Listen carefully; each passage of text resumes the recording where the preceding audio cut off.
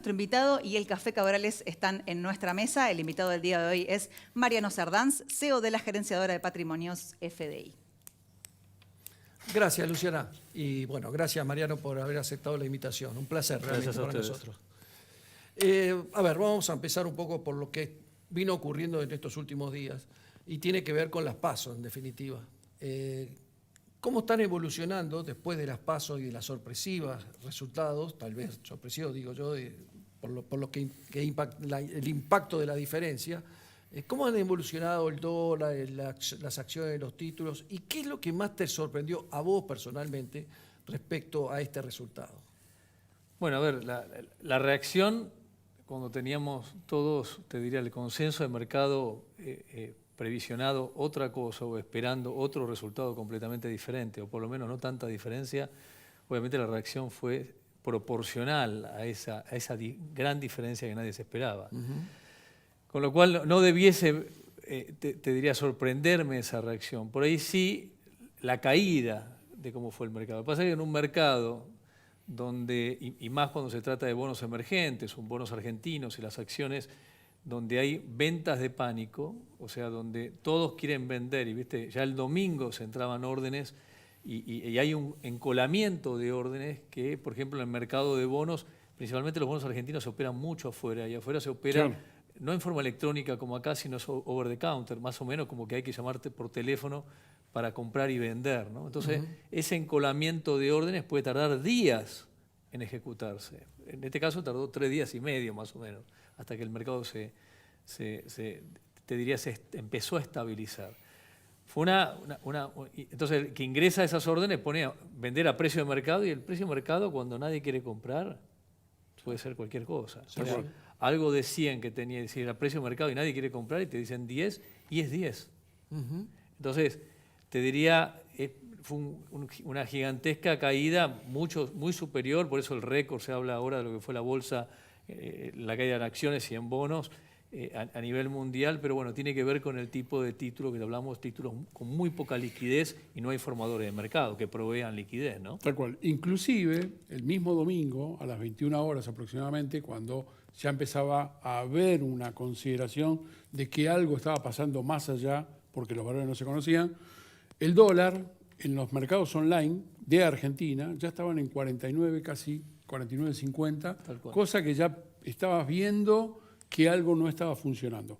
Cosa que el día viernes el mercado global de títulos y demás estaba casi 10% arriba, como esperando otro resultado que realmente después no fue. Totalmente. Por eso ahí el tema, nosotros mismos a todos nuestros clientes mandamos una comunicación de crisis, así que donde en momentos así, que es un evento posible pero no esperado, o por lo menos en esas proporciones, es cuando no hay que tomar decisiones mucho menos de ventas. Claro. Sí de compras, pero no de ventas, hasta que se estabilice la situación y se vea claramente cómo va a ser el escenario.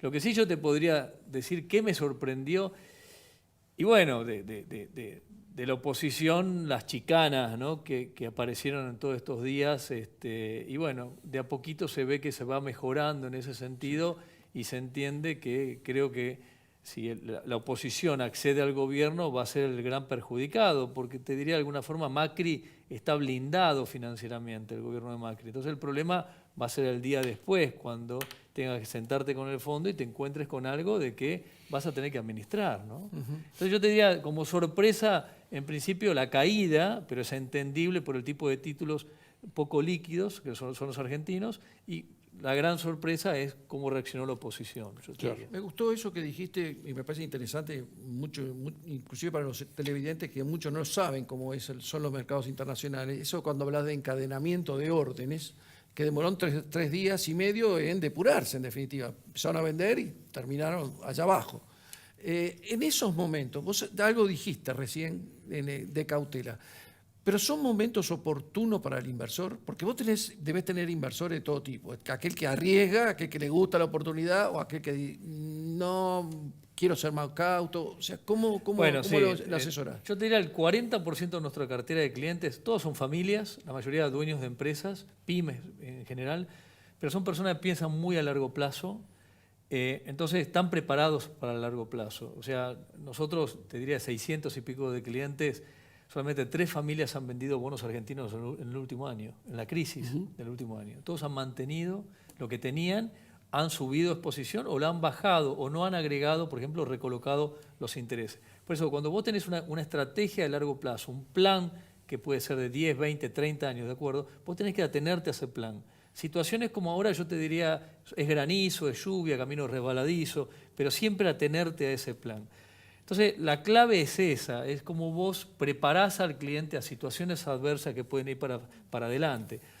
A ver, yo viví muchos años en Estados Unidos. El norteamericano, la típica cartera de un norteamericano es 90% acciones y 10% cash. Prácticamente muchos no usan renta fija, a diferencia de nosotros. Nuestra cartera es al revés, 90% renta fija, bonos o plazo fijo y 10% como mucho, 15 acciones. Es al revés. Y están preparados ya para los sacudones. ¿Y el cash para qué lo usan? Para cuando caen las acciones, compran más acciones para bajar el costo promedio de entrada. Eso es pura metodología. Y después el rebalanceo.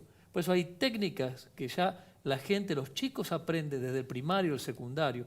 Educación financiera. Bueno, ese se lo doy. Educación Sí, financiera. Nosotros calculamos que el año pasado, durante el 2017 y el 2018, 2016 y 2017, prácticamente el 85% de los argentinos que compraron bonos eran plazo fijistas.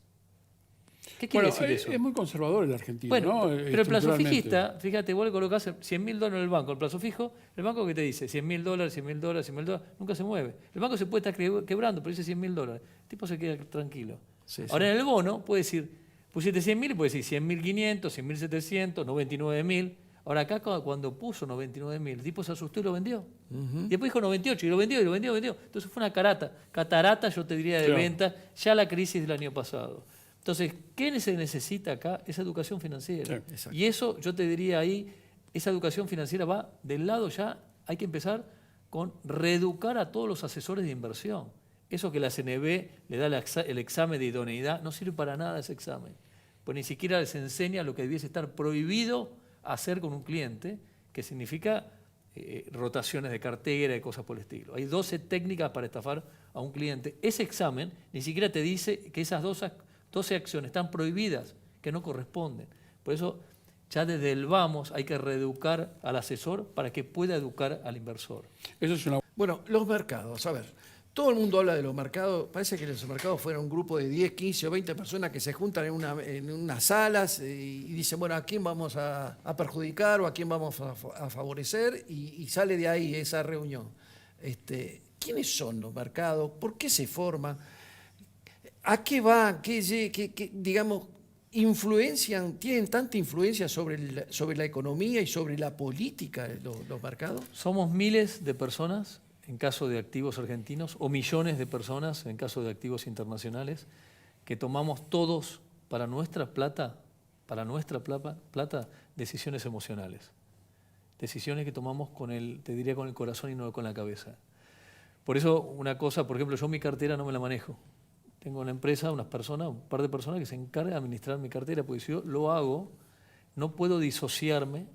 Claro, la parte emocional. Exactamente. Claro. Es lo mismo que el cirujano que no puede atender a su familiar. No tiene, una persona normal, común, con una estructura psicológica normal, carece de la capacidad de disociarse. Entonces, en estas situaciones donde la gente accede rápido al home banking, comprar dólares o toma decisiones emocionales, eso le pasa a la persona más instruida del mundo. Por eso, importante que alguien más te administre. Ahora, esas personas que te administran, como en nuestro caso, que administramos muchos patrimonios, también nos vemos presionados por los clientes, por su presión emocional. Por eso hay que preparar al cliente ante situaciones de estrés. Por eso no es una cartera, viste, que dice la cartera de la semana. La cartera conservadora, media conservadora. No, eso es para estandarizar la atención. Nosotros tres podemos, en habitaciones separadas o salas separadas, podemos tener la misma edad, la misma composición salarial, la misma estructura familiar, todo lo mismo. Es imposible que nuestras tres carteras sean diferentes. Es imposible, por nuestra historia y por lo futuro, por lo que vamos a necesitar en tiempo y forma, en monedas, en plazos. Y eso tiene que reflejar, la cartera es lo que uno tiene y de acuerdo al resto del patrimonio. Y cómo va a necesitar ese dinero en tiempo y forma. Entonces, por eso hay que tomarse un trabajo cliente por cliente para armar la cartera de cada cliente.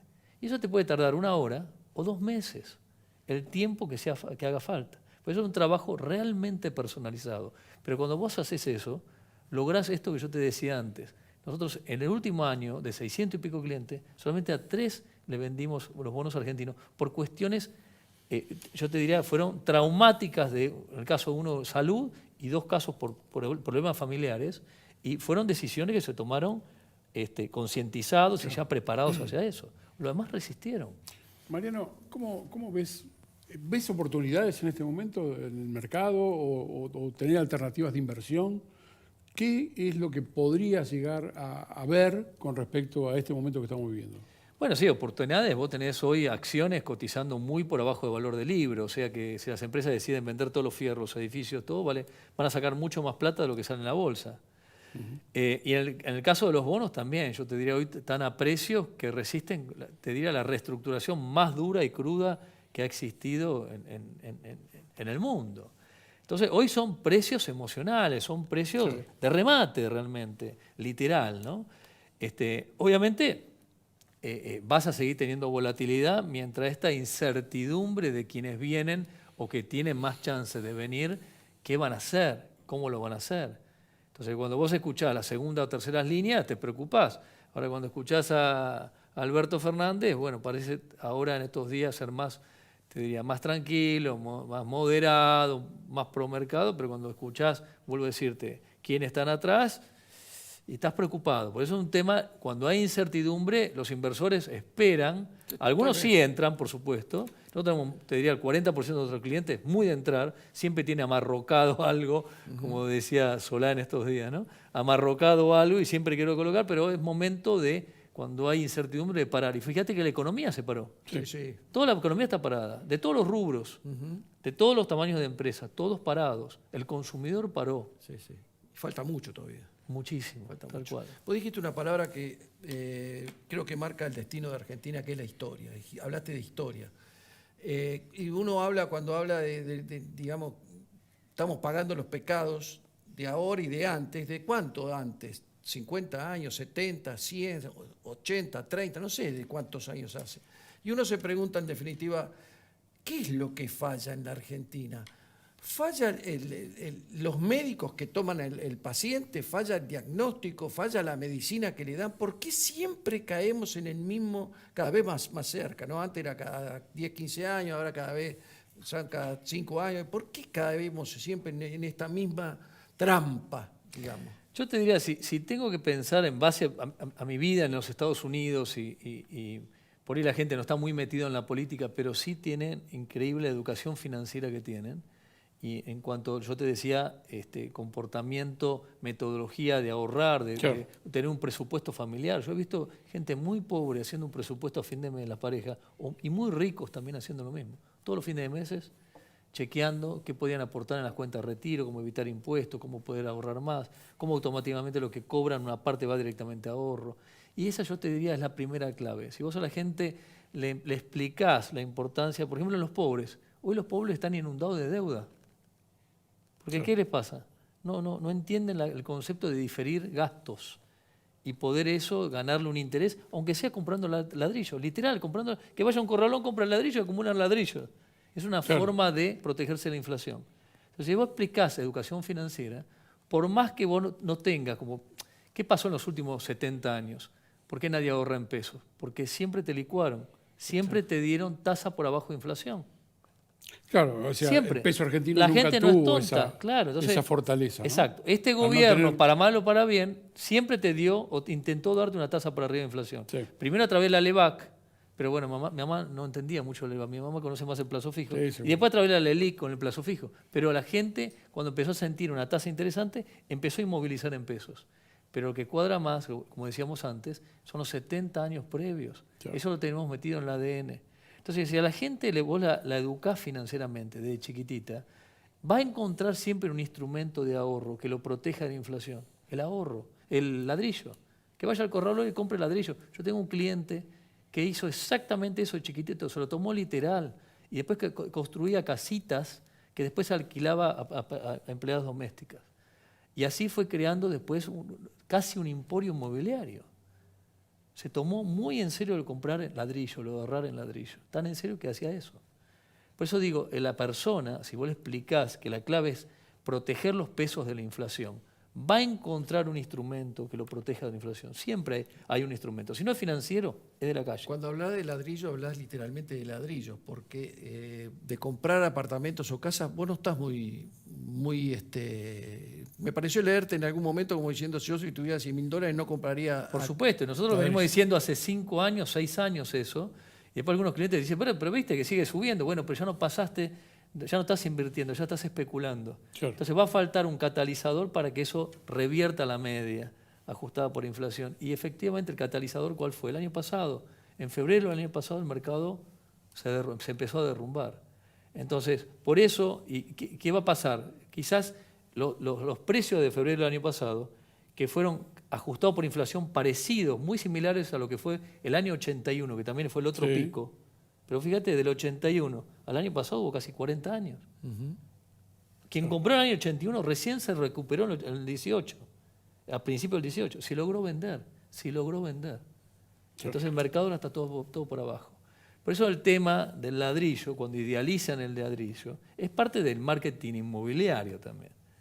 Por eso hay que entender el marketing financiero, inmobiliario. Por eso conceptos financieros es la clave para que la gente sospeche, indague, pregunte, desconfíe, ¿no? Marian, se nos está yendo el tiempo. Gracias por la invitación. No, desde ya te agradecemos mucho. La compañía seguramente vas a estar nuevamente con nosotros como para seguir ilustrando la situación global de las inversiones que ustedes realizan y obviamente el televidente va a poder estar más a tono.